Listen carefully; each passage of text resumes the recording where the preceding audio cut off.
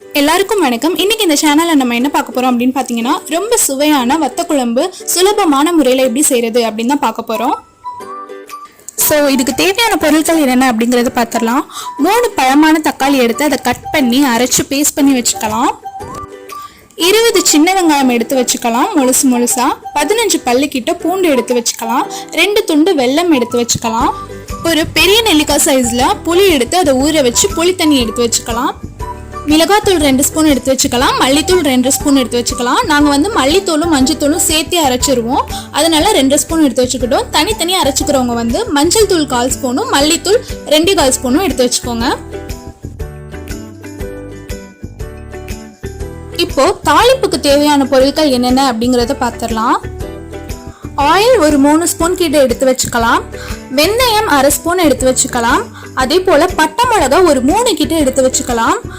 கடுகு சீரகம் இது ரெண்டுமே பார்த்தீங்கன்னா 1/2 ஸ்பூன் கிட்ட எடுத்து வச்சுக்கலாம். கொஞ்சோண்டு கருவேப்பிலை. இப்போ பார்த்தீங்கன்னா கேஸ்ல பேன் வச்சுட்டு அதில் ஆயில் ஆட் பண்ணிக்கலாம். ஆயில் நல்லா ஹீட் ஆகட்டும். ஹீட் ஆன பிறகு நம்ம வெந்தயம் ஆட் பண்ணிடலாம். வெந்தயம் நல்லா பொரியட்டும். பொரிஞ்சிருச்சு. ஸோ இந்த டைமில் நம்ம அந்த 3 பட்டை மிளகாய் எடுத்து வச்சோம் பார்த்தீங்களா, அதை ஆட் பண்ணிக்கலாம்.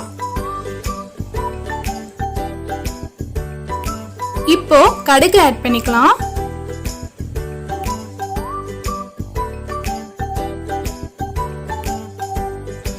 இப்போ சீரகம் ஆட் பண்ணிடலாம்.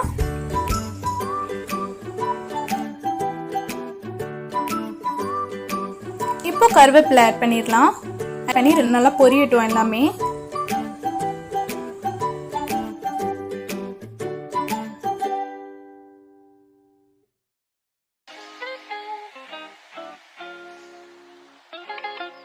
ஸோ எல்லாம் நல்லா பொரிஞ்சோட்டி நம்ம வெங்காயத்தை ஆட் பண்ணிடலாம்.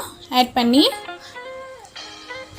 அதுக்கப்புறம் பூண்டு ஆட் பண்ணிக்கலாம். ஆட் பண்ணிவிட்டு இதை நல்லா ஒரு வதக்கி விட்டுக்கலாம். அந்த பச்சை வாசனை போகிற அளவுக்கு நம்ம நல்லா வதக்கிக்கலாம்.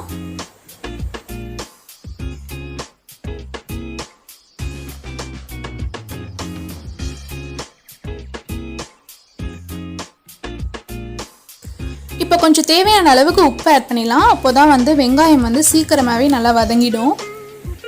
ஆட் பண்ணிட்டு நல்லா வதக்க ஆரம்பிச்சிடலாம்.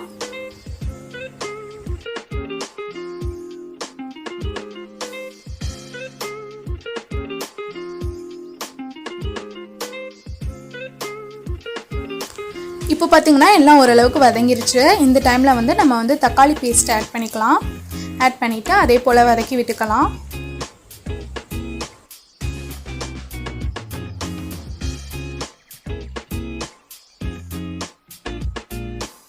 பார்த்தீங்கன்னா இப்போ நல்லாவே வதங்கிருச்சு. ஸோ இந்த டைமில் மிளகாப்பொடி ஆட் பண்ணிடலாம். ஆட் பண்ணிவிட்டு நம்ம எடுத்து வச்சு இந்த மல்லித்தூளும் ஆட் பண்ணிடலாம். நாங்கள் மல்லித்தூளும் மஞ்சள் சேர்த்து வச்சனால நாங்கள் அப்படியே போட்டாச்சு. சப்போஸ் சேர்த்து அரைக்காதவங்க மஞ்சள் தூள் 1/4 ஸ்பூனும் மல்லித்தூள் 2 ஸ்பூனும் போட்டுக்கோங்க. இதை நல்லா வதக்கிக்கலாம்.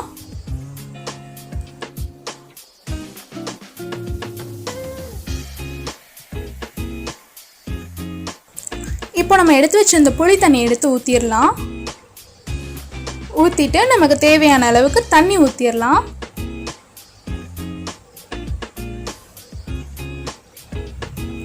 ஊற்றிட்டு இப்போ இதை நல்லா கிளறி விட்டுக்கலாம். கிளறி விட்டுட்டு நல்லா கொதிக்க வச்சிடலாம்.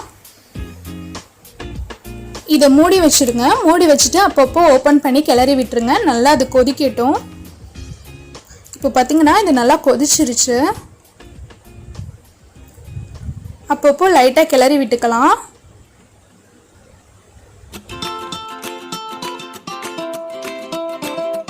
இப்போ பார்த்தீங்கன்னா நம்ம எடுத்து வச்ச அந்த வெள்ளை துண்டு இருக்குது பார்த்தீங்களா 2, அதை ஆட் பண்ணிக்கலாம். இப்போ இது நல்லா கொதிக்கட்டும். அந்த டைமில் நம்ம வத்தலுக்கு ரெடி பண்ணிடலாம். இப்போ ஒரு பேன் எடுத்துக்கலாம். அதில் ஆயில் ஆட் பண்ணிக்கலாம். ஆட் பண்ணிவிட்டு ஆயில் நல்லா ஹீட் ஆகட்டும்.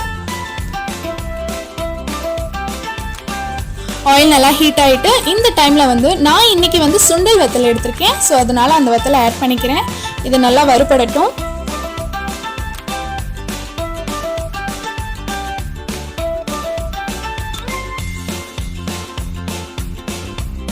வத்தல் நல்லா வறுத்தாச்சு.